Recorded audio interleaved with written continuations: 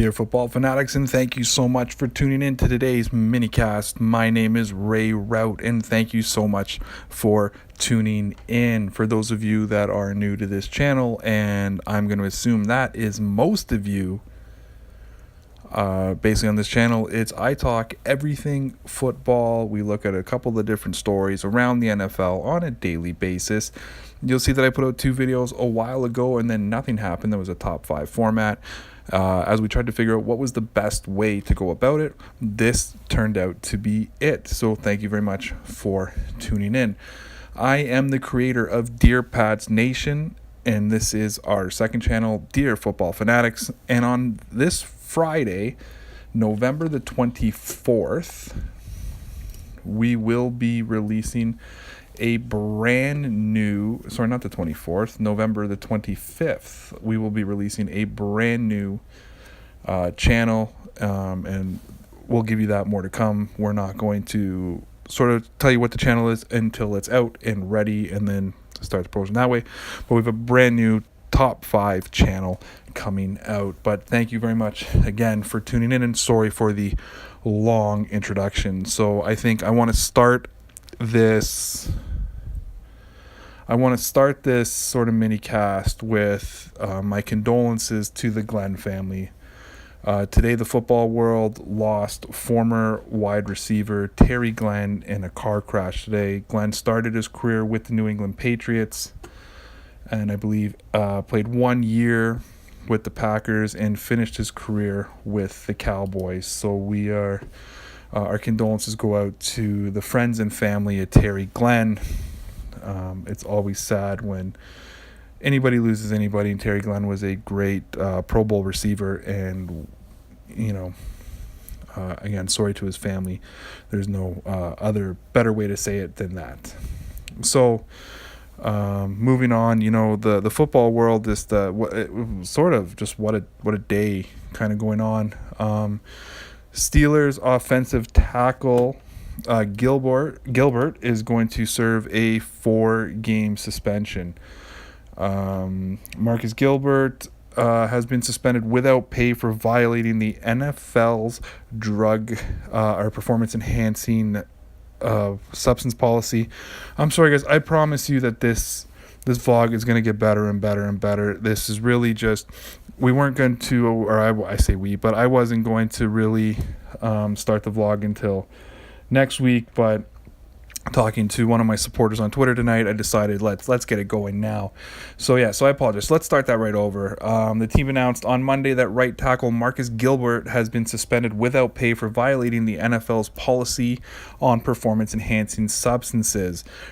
The statement that came out today said that we are disappointed that Marcus Gilbert has been suspended 4 games for using performance-enhancing substances, and he will not appeal the NFL's decision. Steelers general manager Kevin Colbert said the suspension is effective immediately, and he will not be permitted in the building until after his suspension is concluded following our game on December 17th. Now, Gilbert issued an apology to his fans, which said, "I apologize to my teammates, coaches, and the entire Steelers family. Regretfully, I inadvertently took a banned substance. I promise to come back in great shape and will be ready to play when my suspension is over." Now, this is something that the Steelers didn't need right now. They are in a chase with the Patriots to try to win the top spot in the AFC. And you know what? It's unfortunate. It's funny though, when every time an athlete gets suspended, they always say they inadvertently took a banned substance. And I find it hard to believe. And I'm not saying that Gilbert is lying. He could be lying, or he could be telling the truth. He could be lying. But, I always just find it strange how every time they're caught, no one just ever comes out and says, yeah, I took it, I wanted to get better. And there it is. And of course, so he's going to miss this Sunday night's game against the Packers, and then he's going to miss the Bengals, the Ravens, and then the Patriots. And he'll play the last week of the season against the Texans. So, I mean, that's a bad time to be missing your offensive tackle. That's a tough schedule. The Packers, okay, they can beat the Packers. That should be a guaranteed win for the Steelers. The Bengals is not a guaranteed win. The Ravens is not a guaranteed win. And the Patriots are definitely not a guaranteed win. And so it's not a smart decision by Gilbert. The Buffalo Bills are still evaluating their quarterback situation after their coach McDermott watched Nathan Peterman throw 5 first half interceptions on 14 pass attempts. This is the first game that Peterman played after McDermott decided to bench Tyrod Taylor. After that just disastrous game, I have to assume that Taylor is going to be back the next game. So I think it was kind of shocking for everybody when he made the announcement that Peterman was going to be playing over Tyrod Taylor, because Buffalo was blown out the week before, only to lose 54-24. At the end of the day, yes, 5 interceptions, caused a lot of havoc, caused a ton of havoc, but 54 points the Buffalo Bills gave up. The Bills was like 3 weeks ago, we're talking, there was talk about the Buffalo Bills making the playoffs and ending the drought.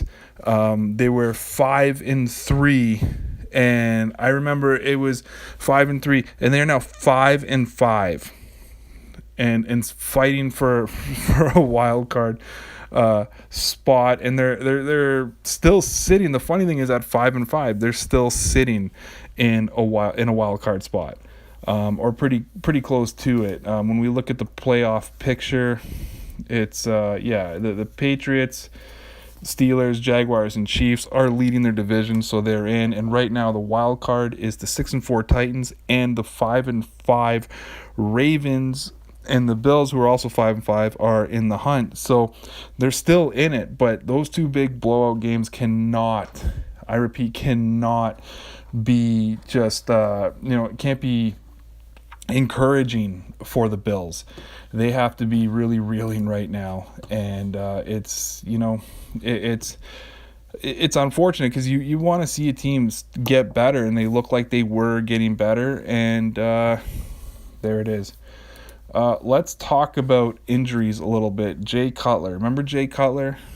I think that it was Martellus Bennett who said that he's the worst quarterback he ever played with.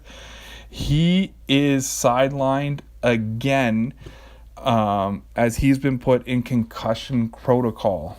That is according to their coach, Adam Gase. Matt Moore replaced Cutler after he went 6 for 12 for 83 yards and 1 touchdown and 3 interceptions, and he left, and Moore came in and played okay. But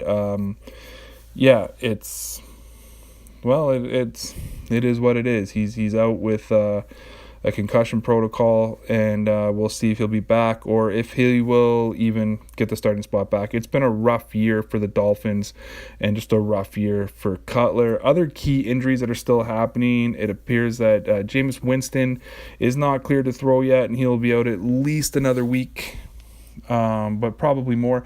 I see no point right now of bringing Winston in. I don't think Tampa's going to make the playoffs. Let him rest and let him come back stronger. The Seahawks have a ton of injuries, and it's kind of too hard to even get into it. Jacoby Brissett, former Patriots third-string quarterback and Indianapolis Colts first-string quarterback, is still in concussion protocol, according to NFL.com. And there's just, this time of year, you start looking down the injury list, and there's just more and more and more and more and more. And obviously, there's been some big stars going out this year.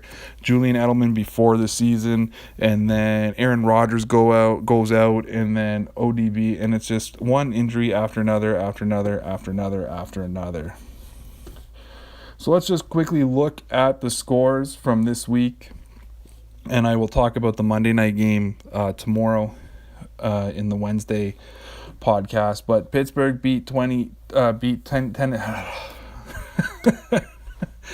a Let's start again. Pittsburgh beat Tennessee 40-17 on Thursday Night Football, which originally looked like it could have turned into a good game, and then a couple bad interceptions by Mariota, and Pittsburgh won. Tampa Bay beat Miami 30-20.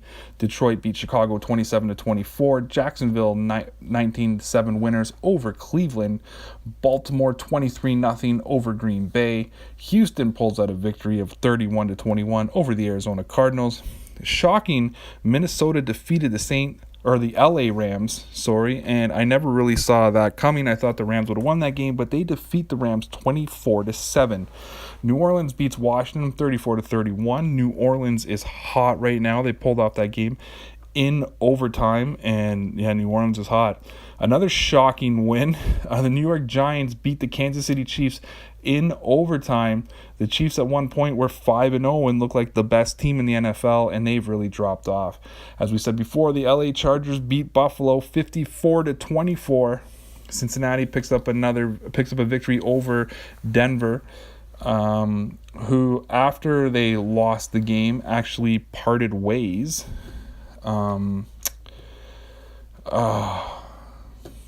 With their offensive coordinator, Mike McCoy, after their loss yesterday. New England just hammered Oakland in Mexico City 33-8, and Philadelphia smashed Dallas 37-9. And I think Jason Garrett must be on thin ice with everything that's transpired in Dallas this season. So there we go, and I guess we've talked a lot about bad news, a lot of that kind of stuff. Let's finish it with some good news. The Chicago Bears' Zach Miller left the hospital today, 23 days since his injury. He dislocated his knee. There was a time when they were saying they were trying to save his knee, or save his leg. It wasn't like, oh my gosh, is he going to play again? It was, is he going to be able to have two legs again? He went under multiple surgeries. They were able to save the leg. I'm looking here, and it's saying they took a vein from his leg and repaired it. So that's great. And last week, Miller received a standing ovation from fans of Soldier Field during the Bears game against the Green Bay Packers. So Zach Miller out of the hospital. I don't even want to talk about when is he going to play football again. I'm just happy that he's okay and that his leg's okay and everything is going to be okay. All right, everybody, thank you so much for tuning into this minicast. Obviously, it sounded like I was very unorganized. Get used to it. That's the way I go. I just talk as I go. I come in with a bit of a plan, but I like it to be natural. What I do promise is I will not stutter as much as I have today. Usually I'm a much clearer speaker. I'm not sure why. Maybe just nerves being back on Dear Football Fanatics. Okay, well, thank you so much for tuning in. Don't forget to like this video, subscribe to this channel. Check out Dear Pats Nation, and tune in tomorrow for another Dear Football Fanatics vlog. Thank you, and have yourself a great day.